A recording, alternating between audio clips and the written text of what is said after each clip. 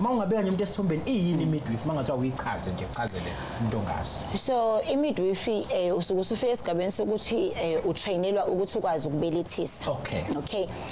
I-birth is a natural process kahle kahle ukubeletha kuyimvelo. Kodwa ke wena mesekuthiwa umbelethisi uzolekelela leyo mvelo. Wenzelani na ukuthi umama mangabe ezobeletha akwazi ukuba in a safe environment, akwazi ukubeletha without ama complications. So ke mangabe usunaleso skill, usukune specialized skill sokuthi usungakwazi manje ukubelethisa without udokotela. Yes. So unalento abathi independent function, midwife uyakwazi ukusebenza eclinic bakuthathe babe clinic engenadokotela, uyakwazi ukusebenza ukhipha umntwana ophilayo nomama ophilayo without complications. Uma ke mase kufika ekutheni sekunama complications uyakwazi ukumdlulisela esikhungweni esilandelayo mhlawumbe esibhedlela. Kodwa kakhulukazi nje umphakathi ufanele ubheke ukuthi umuntu uma enemidwife uba nebar, angithi siba no carpet ababovu thina mase sister. So sister.